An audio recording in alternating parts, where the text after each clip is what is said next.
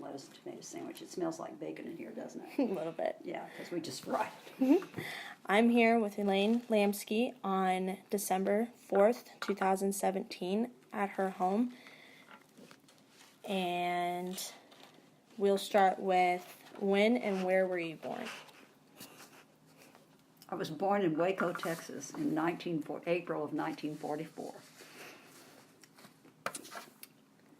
And my mom's name was Margaret Lillian Thompson Cross, which she hated because too many names for the Czechs. And my dad was Jim Morgan Cross, or Jim M. Cross. My mom was a teacher. She taught home ec originally, but later in life she also taught special ed. Oh, neat. Yep, and my dad was in the Air Force for 20 years. And then he had a law degree, and when he got out of the Air Force, he became an attorney. And so I had actually heard of Omaha because he was in the JAG office in Omaha.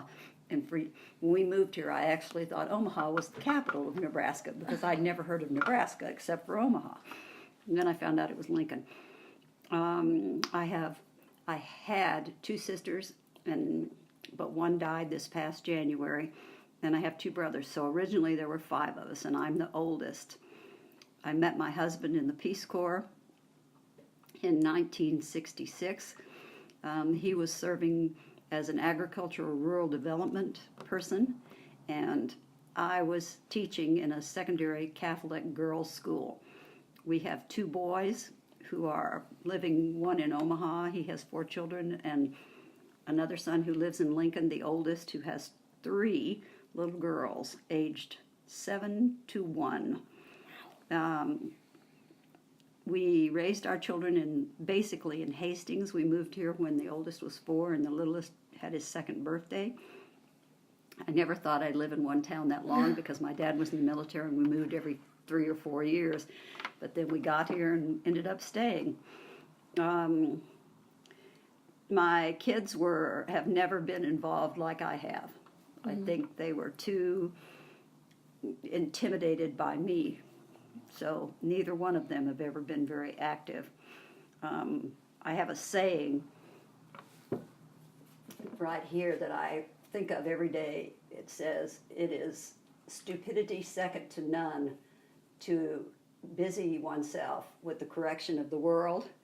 But that has been one of my main objectives in life. I'm constantly trying to fix things. Yeah. So I had a happy childhood. We lived in Waco till I was 7. Then we moved to England, and I lived there for 3 years, and that was quite an experience.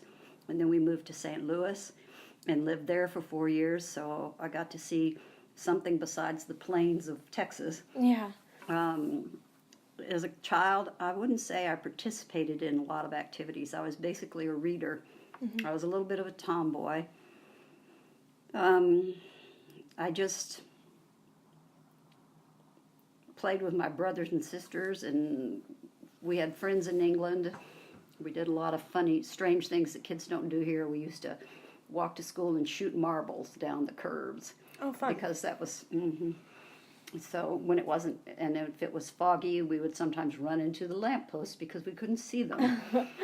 And then there were lots and lots of leaves out, so we had German Shepherd. We used to walk the German Shepherd, or he would drag us along, depending on how excited he got about things.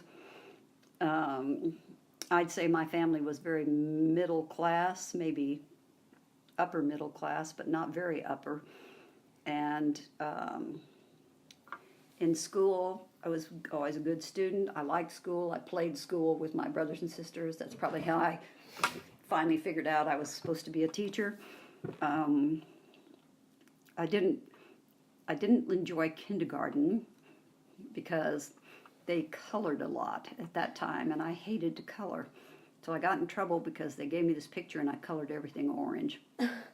And I kind of scribbled it. I still remember that, being in trouble for that. Because I could already read, and so I did all the reading for the reading group because I already knew how. And so I went to grade school basically in England. I went to a British school, which was very different from an American school, very different. I had a desk that had an inkwell, and people behind you sometimes dipped your pigtails in the ink for a joke. Oh, yes. So, and they posted grades on the door so you knew what your class rank was. And I was like 30-something when I first came in because there were 36 or 38 in the class. They had big classes. Wow. And that was like second grade. And then, but that was because we did pounds, shillings, and pence at that time, which is not the decimal system. Not that I was any good at it anyway, but that was an experience. But I was good at I was good at everything else but my math. And then finally I learned how to do that. We also learned all the parts of the bicycle because the bicycle was very important to the British at that time and still is. And we knew how to take it apart and put it together. Well, Which that'd was be good to know. Yes, but I don't remember any of it. So, and we had sewing. I remember I learned to do different kinds of stitches. That was one of my classes, and this is all prior to 5th grade. Oh, But wow. that's come in handy because at least I know how to sew. So in St. Louis, that was kind of an interesting experience too because we went there after, my last year in England, we went to the base school with American kids because my mother thought we ought to learn how to use American money and American math on the decimal system. So fortunately we did do that, but I've been confused in math ever since. Oh. I've never gotten over the experience. Fractions did me in. So in St. Louis, I went to grade school, and that was all pretty normal, but they had a 7 through 12 high school at that time, and it was also the time of integration, and so we had black students at the school, but it wasn't by choice. They were bused there, and there was a lot of conflict, I guess, anxiety or anxious feelings. There were policemen in the halls because there were knives and things that were being carried around. And I remember that it was kind of it didn't weigh on me because in the service, we had black families and, all kinds of families. So it wasn't any big deal to me, but at the time it was very, what do I want to say, like about explosive, possibly. It was potentially a bad situation, so that's why they had the police there, but I never saw anything or experienced anything. And in fact, my 8th grade, I think it was 8th grade, or maybe 7th, I don't know, 7th or 8th grade science teacher who taught me how to dissect a frog was black. And I still remember him, Mr. Thomas. He was an outstanding science teacher. I decided to join the Peace Corps when I heard somewhere in here you talk about John F. Kennedy. My reaction to John F. Kennedy's speech is what inspired me to want to join the Peace Corps. We all the young kids my age, I was maybe 17, 18, were big JFK fans, and we all listened to every speech he made. And when he made that particular speech about serving your country, instead of figuring out what your country can do for you, what can you do for your country, that was it. So after I graduated from high school, I informed my mother that I was going to join the Peace Corps, and she said, well, I think you should wait till after college because you don't have any skills. You've been a waitress at Walgreens, and I don't think there's much call for waitresses. And you have a water safety instructor badge, and I don't think anybody needs swimming lessons either. So that's what she said to me. And I thought, well, that's true. So I thought, okay, I'll go to college. So then I did, went on to college, and I applied when I was a junior, but I didn't hear anything. And so I kind of forgot about it, that I had applied. I just forgot. I thought, oh, well, And then my mom called one weekend because I went to Texas Tech, and we lived in Abilene, which is about 160 miles, like Lincoln to here, to Hastings. And she said, you have an envelope, official government envelope, and I think it's something to do with the Peace Corps, and it says you're going to Nicaragua. And I was like, oh, cool, I'm going to Nicaragua, because I had studied, some Spanish in college. I studied French, Spanish, and German, and I thought, this will be great. Well, I got home that weekend and it said Nigeria. And none of us even knew we didn't know where Nigeria was. Oh my. So we had to look it up on the atlas, which nobody does anymore because we didn't have phones then. Mm-hmm. And I was super excited because I thought, oh boy, I'm going to Africa. So that was, then I knew for sure that I was going that following January to train, which I did. I trained in the Virgin Islands. And it was neat, but it was ideal for the program because we did the basic beginning training on St. Thomas. What was it? Not St. Thomas. What is it? Can't think of the St. I'll have to think about that. But we also we did our teaching experience in the British Virgin Islands, which was very, very similar, I found out later, to what I experienced in Africa. The schools are all little black kids, and they were open air, no windows, and just openings. They weren't glassed or anything, and goats wandered in and out, and bugs and other things, and it was just exactly it was very, very similar. So it was an excellent preparation for the volunteers who went to Nigeria.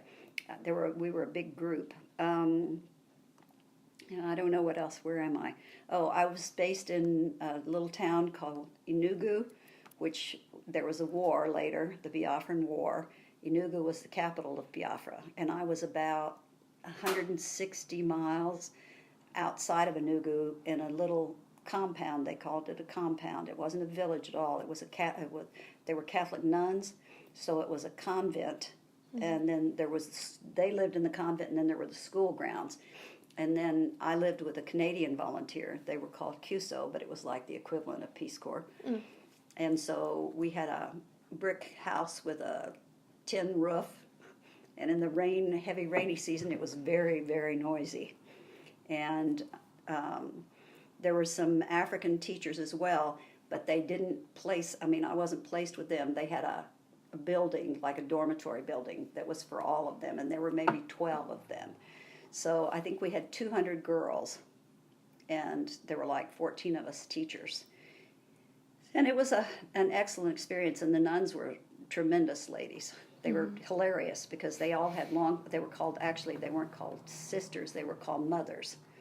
Oh. So we had Mother John Bosco and Mother Frederick Mary, and Mother Teresa was the head of the convent. She was the, whatever you call it, the prior, not the prioress, but whatever. And she was there, and some were from England. Somebody was from Scotland. There were a couple from the United States. Mother John Bosco was one of them. But they would ride around on their bicycles in their long white habits. And I don't know how they kept from breaking their necks and getting those things dirty, but their habits were always sparkling white. And the dirt there is like Oklahoma. It's orange, clay, dusty, but they were always impeccable.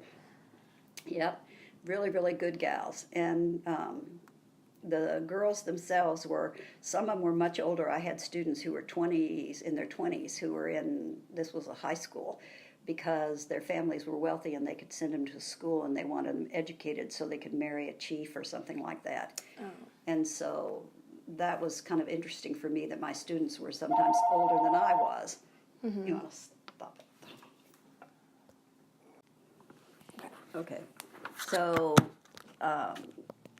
when I got there, I was assigned to teach English as a second language, because since Nigeria was a former British colony, their second language was English, and so that's what I taught. But their English was not very much like our language at all, and that was a really challenging experience for me, but also very, very interesting.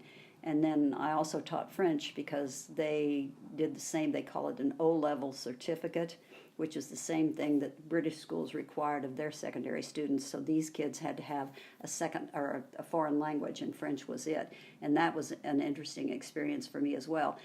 What I was really happy about, but it was difficult for me, I had a textbook that was actually geared for Africans, which was very unusual. And that was the nuns doing. They must have selected it because it had vocabulary and situations that were actually African. They didn't talk about dishwashers and lawnmowers, which they didn't have. So that was useful. And then I had another little book that had like folk tales from their own culture. And I kept those books because I liked them so well. And plus, it taught me a lot of vocabulary that was useful to me because after, so I taught French and English as a second language. And then I was telling you, I had only been there, well, I met Dale in '66, and we kind of started seeing each other a little bit. He was out in the bush, what they call the bush, in the middle of nowhere, because he was digging reservoirs, water reservoirs to hold water during the dry season so that they would have water to drink.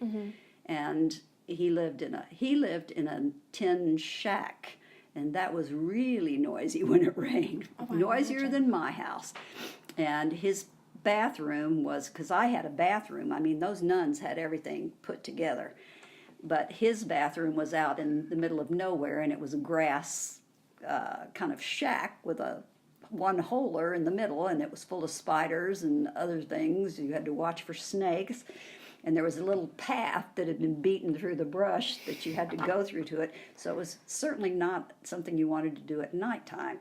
However, that did happen on occasion. So in '67, the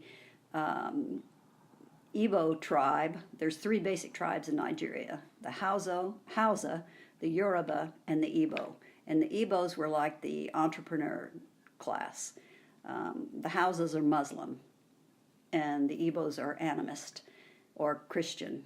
And they decided to withdraw from Nigeria and become their own country. Well, that started a war. So then the Peace Corps had to evacuate everybody. And Dale, who had been there already, was on his 3rd year. Normal service is 2 years, but you can re-up for a 3rd year. So he had re-upped, which is good because otherwise I would never have met him. And he had the option to go home or finish his service somewhere else. So he was close to his finishing time, so he left. But the rest of us were still there, and we would get these messages over Voice of America. One time, I was sitting on the nuns' veranda, and we were playing Scrabble. And it came over Voice of America that the Peace Corps volunteers were being airlifted out of Nigeria, which of course put my mother in a major panic. So she called her senator and to find out what was going on, which I wasn't alarmed at all. I'm playing Scrabble and drinking lemonade. So that's how reliable the media can be. And so anyway, but we were told to pack a bag and be prepared to be picked up at any time. And we had several false alarms where we thought we were going to leave, but then finally the real one came. And they picked us up, took us down to Port Harcourt, which is south of the southern part of Nigeria, in the Bay of Biafra. And they packed us in with all of the other, there were tons of expatriates, but there were lots and lots and lots and lots of volunteers in Nigeria at the time. And so we got the hold of the ship, and what we had to eat was, because it took a week, was peanut butter sandwiches and hard-boiled eggs. And there's not very many bathrooms on this boat for all these people.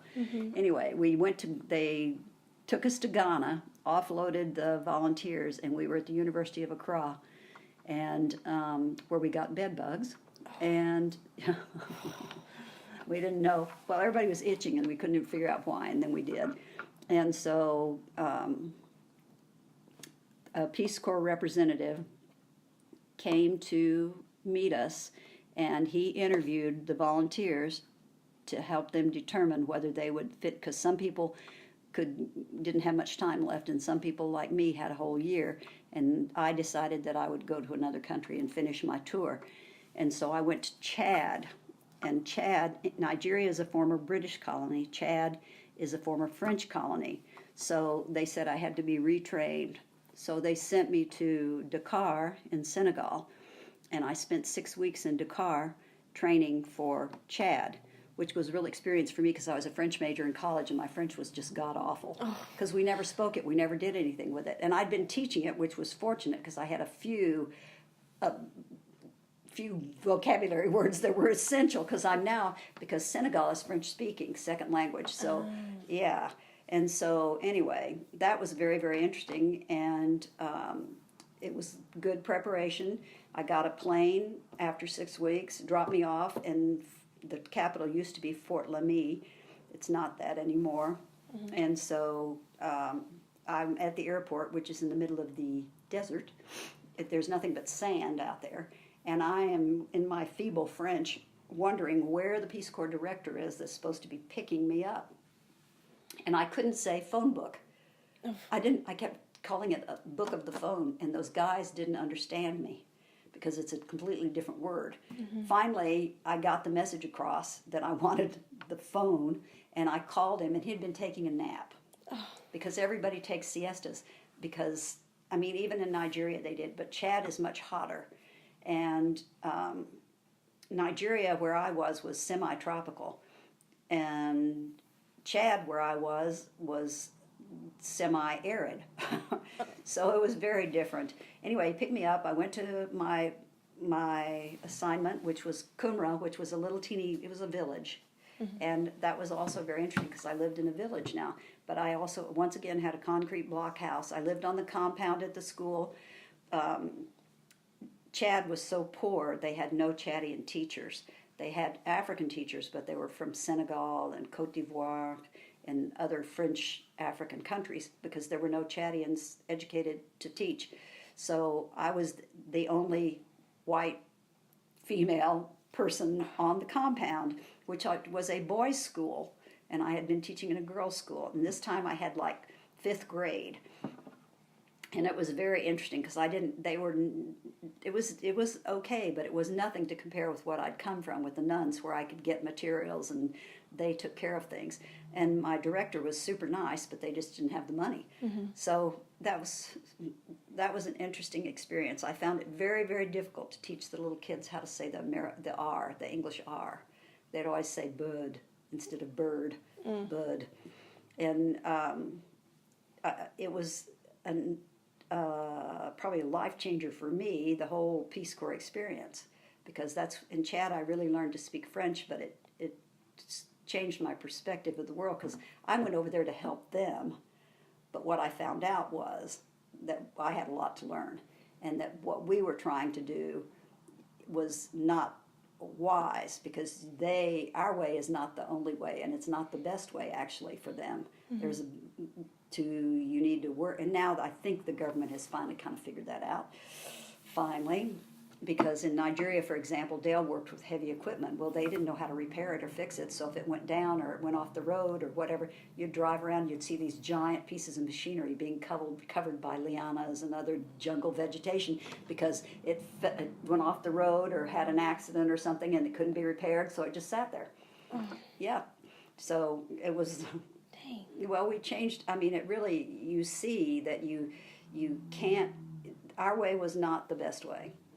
And so, anyway, so I taught for my year in Chad, and I made the community that I spent time with, they were Arabs, and they were also, there were two tribes there. The Bantu, who were little bitty short people, and then there was a Muslim tribe too.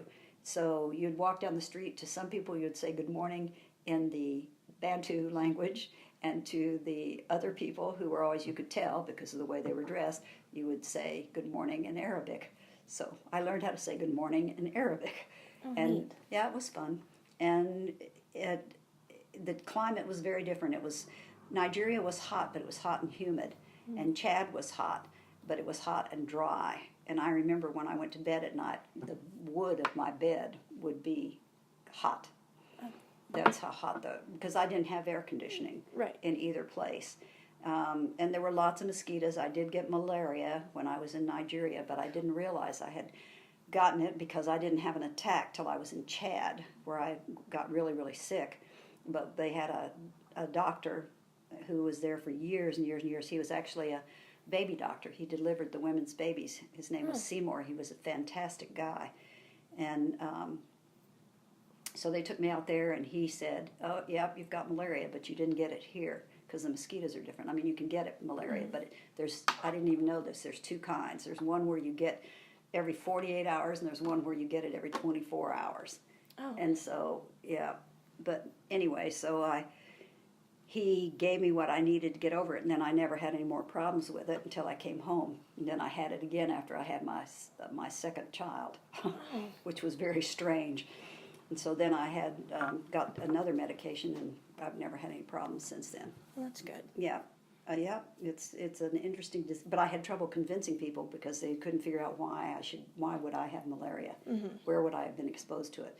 But fortunately, people had been coming back from Vietnam, so they at least knew what to do. Yeah. And so they did a blood draw, and then that substantiates the fact. I mean, they can see it in your blood. So anyway, when I came home, then first I did a training program for the Peace Corps. I did it in New Hampshire, Dover, and that was also a very interesting experience. That was another I think that was 12 weeks, 3 months. I did a 3-month program because we did stuff at the college, basic kind of things, and then we went to a school in Quebec where where that was the school part of it, and I was like the principal, so I supervised the teachers and stuff, and that was very, very interesting. And I got to meet the kids and see myself 3 years earlier, and it was a pretty campus, but I thought, God Almighty, it's hot and humid here as well. Jeez, it was nasty. But in the meantime, Dale and I kind of reconnected, because we had sort of split up when he left. And then he was in law school, and then he moved to Lubbock. So after I finished my Peace Corps training, I came back and started my master's degree. I'd had 2 professors who were very influential in my life, and one was my German teacher and one was my French teacher, and they said, Elaine, you need to get your master's now, because otherwise life will interfere and you'll never get it, and it'll be good for you to have it.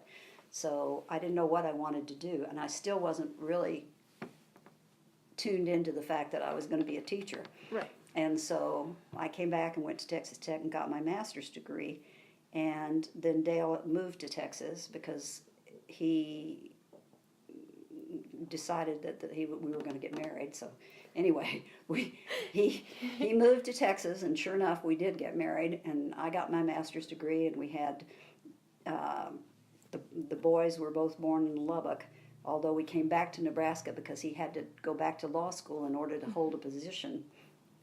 And then we came here, but while I was in Lubbock, that's where wherever it is, the recycling program, because when I came back to the States, two things struck me. One, I was so used to being in a black society that I felt out of place in New York City. Everybody was white, and I felt funny. I didn't feel right. I can't explain it to you, but it was a very bizarre feeling. Like, that was strange. And the other thing that struck me was the waste. I was appalled by all the waste, the cans and stuff, pop cans, things all over the place. So that was when I got the hots to recycle. So I was doing my graduate classes and trying to figure out how to get this recycling thing going. And so finally somebody agreed. I can't remember the whole thing exactly. I'm going to let that ring, except it'll be noisy on your thing. That's okay. I don't know what this is. Can I? Ringer muted. Okay, that helps. I didn't even know I could do that. Anyway, so I got somebody who said we could put this giant box, and I got people, I called it U-Can, just with U/can. And then people put their cans in there. Their aluminum cans, their tin cans, their cans. And then we would have to take it down to, there was a place where you could take it, like a salvage yard or something like that. And then we would have to, Dale loved me for it. Anyway, so we did that for the 2 years we lived in Lubbock. And I don't know what happened to it after that. But it was a major project for me. And we have pictures of it somewhere because I was so happy when we found, because every little bit helps. Yeah. So that was my other own, just environmental issues. That would be it. Waste is the big one. And food. I had problems after I came back because I saw lots of people with not very much food. And it really weighed on me. So I had a problem with people not cleaning their plates. Yeah. And I still do to this day. It bothers me terribly to see people throw. We pretty much eat everything. And then there's leftovers. We find a way to do that too. And I can't say the same for my kids. I mean, we recycle now. And Hastings has had a recycling program for a long time. It used to be 2 teachers who did it. And they did everything on their own. And finally, the city took over. But I mean, they did that for 10, 12 years before it got going here. Hastings is kind of slow on the uptake sometimes. It was hard to move here because this is a very Republican, conservative, redneck community on the whole. Although the college was here and that made a difference. But it's still like that to a great extent. And it's hard. Which brings me to the League of Women Voters because I was interested in the League. I didn't know about the League till I came back from the Peace Corps. And I wanted to join, but I didn't because I had a baby and I was doing the classes and stuff. But I like the principles that upon which it's founded because they want to inform people so that people, and not just women, it's women who do it, but they inform everybody. And so finally, I mean, when I came here, it was kind of dead, but then they had a renaissance. There was one in Grand Island, I think.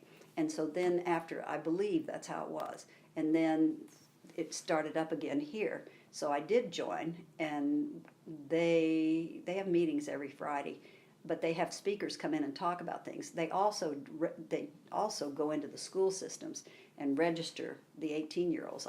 And I've done that several times with them in the past. And I said to them then, so I don't know if they've done it or not, that they needed to go out to the college too, because they have people that come. So they do now, but they didn't originally. It was all high school, and I said you're missing out because some of those kids are not registered. So they do that. They have their forums for people to come and talk, which are really, I think, excellent. And the gal who moderates is about, God, how old is Donna? Well, she's one of the ones who did the recycling. She's just an astonishing woman. She was a 5th grade science teacher. Oh, wow. Both my boys had her. And she and her husband started the recycling program. But she's been, when she dies, this community is going to really feel it because she was also excellent in math, so she's a treasurer for a lot of different things too. So it's going to be a painful experience when they lose Donna. Yeah. I don't know. Let's see.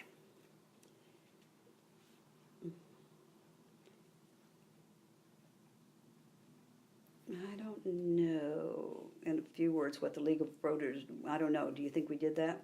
Yeah. So I actually still belong to the League, but I don't go because their meetings are on Fridays, and usually I have class on Fridays. But because I have cancer, I had to regroup everything.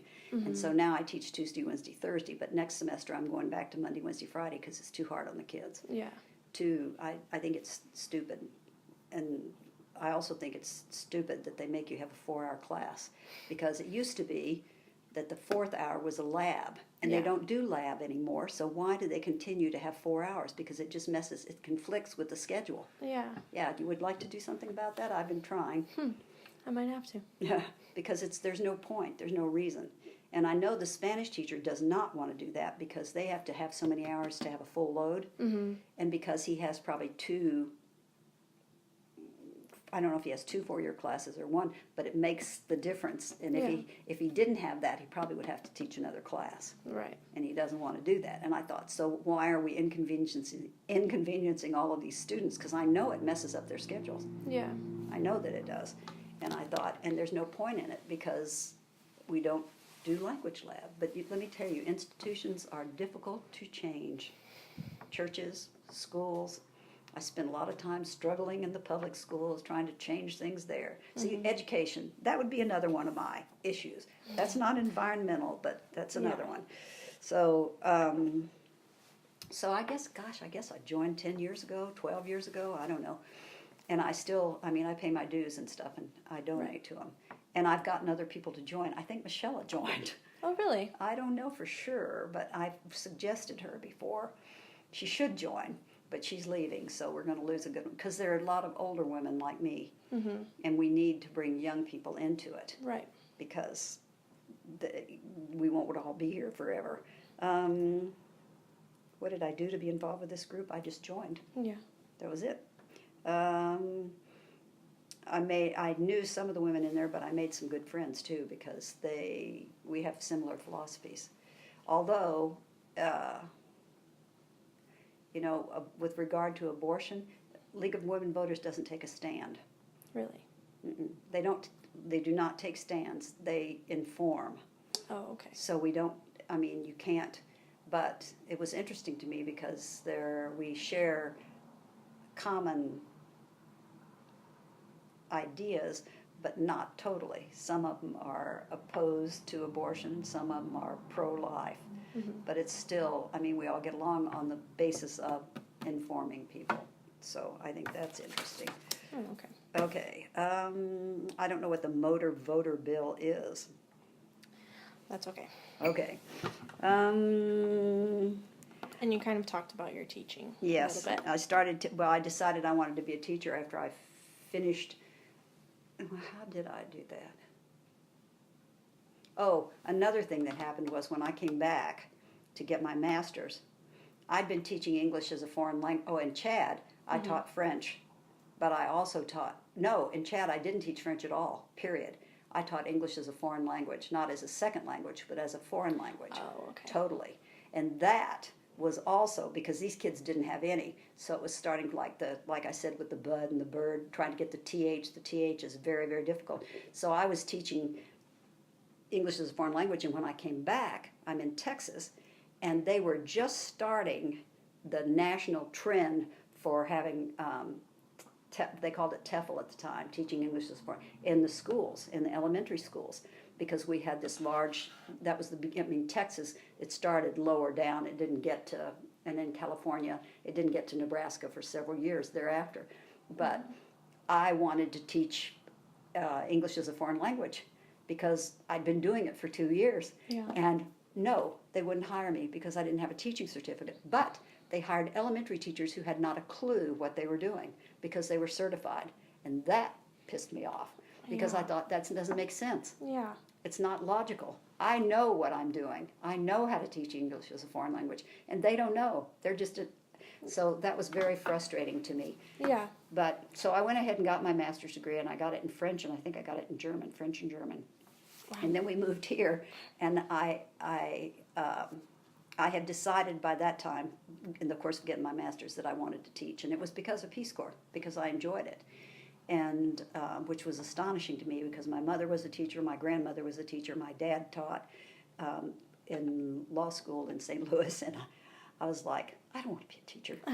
But as it turned out, I did want to be a teacher. So I think that was an interesting thing. But in Lincoln, I worked as a secretary for an insurance agency because I couldn't get a teaching job. And finally, we saw an opening here in Hastings for Spanish and English. And I thought, we're going to apply for it because at that time there was a glut of teachers. So we came out here and they hired me. My degree, mind you, is in French and German, and they hired me to teach Spanish and English. But it was because I spoke Spanish, because I'd had it in college. But I also, before we were evacuated that Christmas, I went to the Canary Islands with a bunch of volunteers, and I spoke some Spanish. And so I was the kind of leader of the pack. I'll never do that again. And but I met a Spanish guy on the boat, on the cruise, and we spoke Spanish all the time, and my Spanish improved immeasurably. And so when I went to interview for the job here, I could, the gal who interviewed me spoke Spanish, and we spoke Spanish together, and she said, we're hiring her. She could speak Spanish. So we did, and I had an English thing, and then they required me to get some hours in English to finish off my. And so then eventually I ended up teaching French and German.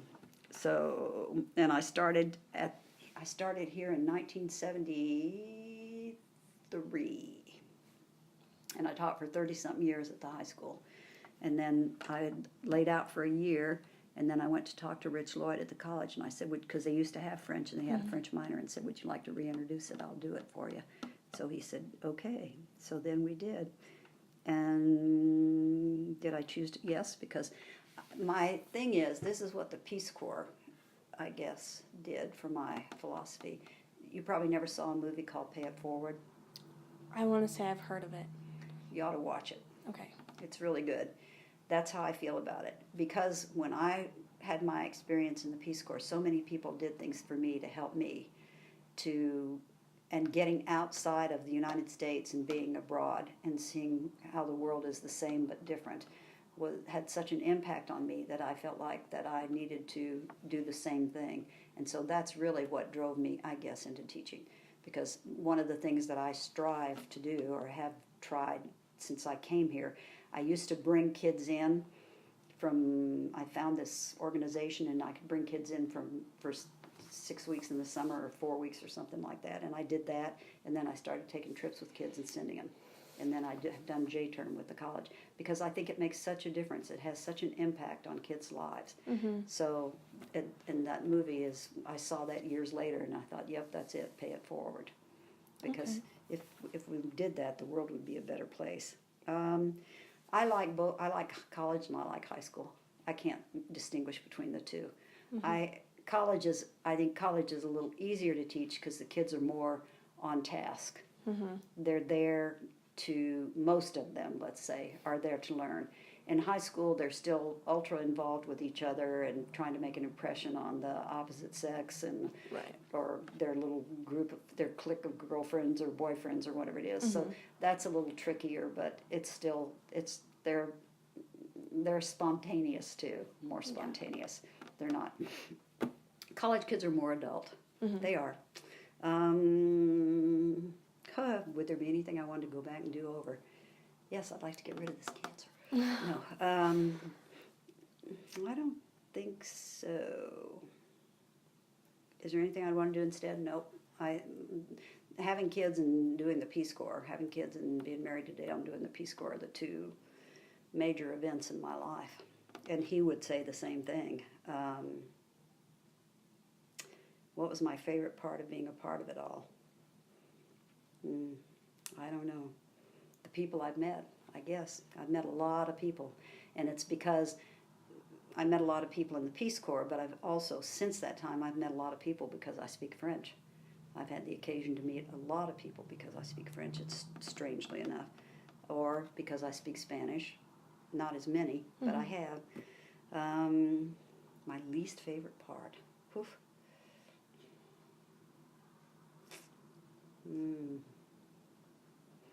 Well, it was hard to be away from my family in the beginning, even though I'd already done college. That was hard. But I don't know. I don't think I have a least favorite part. From what? What do you mean? From what? Just from if there was something that happened in your life that you didn't enjoy. I did not enjoy. I mean, I was very sad about Biafra. Very sad. I mean, I shed a lot of tears over that because when I left the school, the road was lined with the girls, and they were all ululating, and I was dying. And that was very difficult to leave those kids and not know whatever was going to happen to them. That was hard. I think probably that. And then we would see on the news, because the kids had kwashiorkor, which is a disease, it's from starvation. Mm-hmm. And seeing that on the news in Nigeria was hard. Because Dale and I are both still pretty attached to the place. I mean, we keep up with all the news and stuff. So I guess that would be my least favorite thing. I don't know, I got robbed in Chad. Somebody climbed up to the second floor of this house, mm-hmm. and I was there with a friend.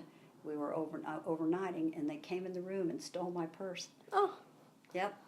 Well, that's a thief. They call him a thief in Nigeria. They don't say thief; they say a thief. But this was a tiny, not a very big village, and they knew I was supposed to be leaving soon, and my passport was in my purse. Oh no.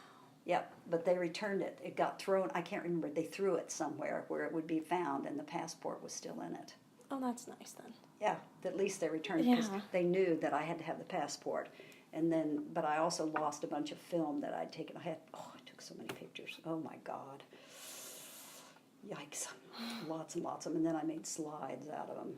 Yeah. So, or maybe I think I made slides in the beginning because I'd send the film home and my mom would have it developed for me. That's nice. Yeah, it's all. I used to show it to my high school students. I've had several students go in the Peace Corps because I encourage kids to do it. It's a great experience. It's not for everybody, and it's very different for kids now because they have cell phones, they have computers, they have access. I mean, Africa is the same but different.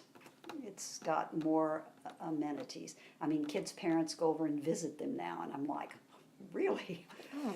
Yeah. So, because I have one, the most recent one is living in Denver right now, and she's been home 3 years. And she did 3 years in Zambia. Oh, neat. And she had a very interesting experience as well. Yeah.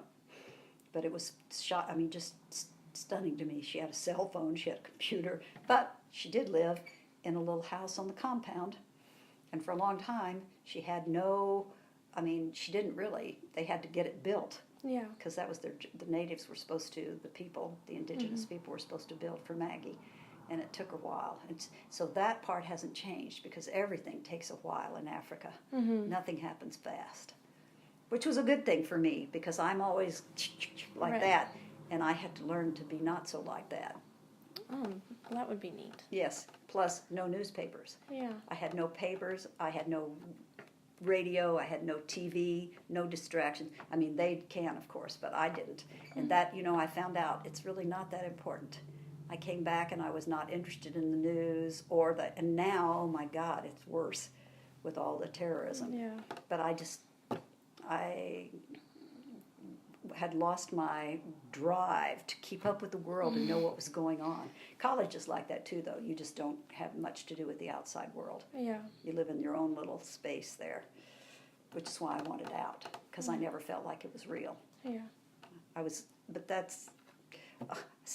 there when they were doing, we had, Texas Tech was so rigid. We had to wear white on Fridays and belonged to the Association of Women. Yes, you had to wear white on Fridays. You could not wear pants. Oh, certainly not jeans. Right. You had to be in the dorm at 10 o'clock. It was just, and they turned the lights out. Oh. Yeah. I did not enjoy it at all because I came from a much more relaxed environment. I didn't stay out late anyway, but I wasn't told that I couldn't. Yeah. So that was hard. My college years were a struggle. I got in big trouble.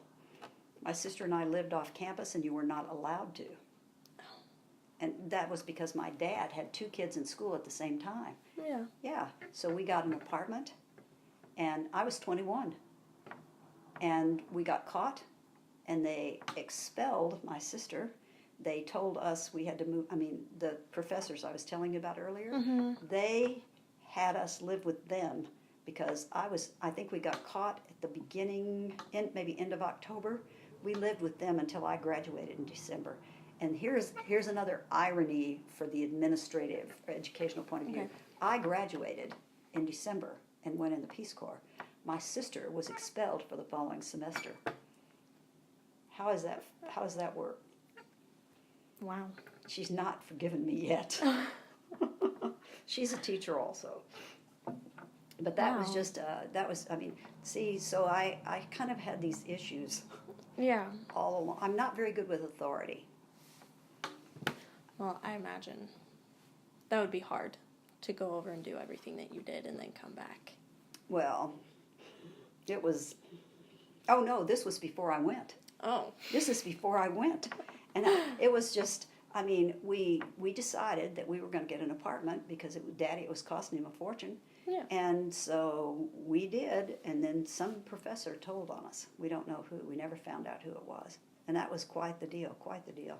But I had a few other issues in the dorm. I got before the dorm council several times because I came in, I would be doing whatever I wanted to do, and then you can't get back in because the doors are locked, but I would get back in somehow. But lucky for me, my best friend was the president of the dorm council. Mm-hmm. So I didn't, I mean, they just, that doesn't make sense to me that they would expel my sister and then let me finish and graduate. No, that doesn't make sense. But so many times their rules do not make sense, Maddie. What can I tell you? I have an issue with authority. I do, because I don't like people to just tell me. I want it to be reasonable. Right. I want it to be reasonable. And growing up, my dad always said to me, if you have a complaint, don't just gripe about it. Have a solution in hand. So that we grew up that way. We Right. don't just moan and groan. We say, this is how it could be better. But at the high school, whenever I did that, our principal would say, this is the way it's always been. Oh. That was, That would be hard. yes, that was unpleasant. It was very annoying, to say the most, Yeah. or the least, I guess. Ugh. Anyway, that's it. Well, thank you. I really appreciate it. Now, I don't know how you're going to put this all together.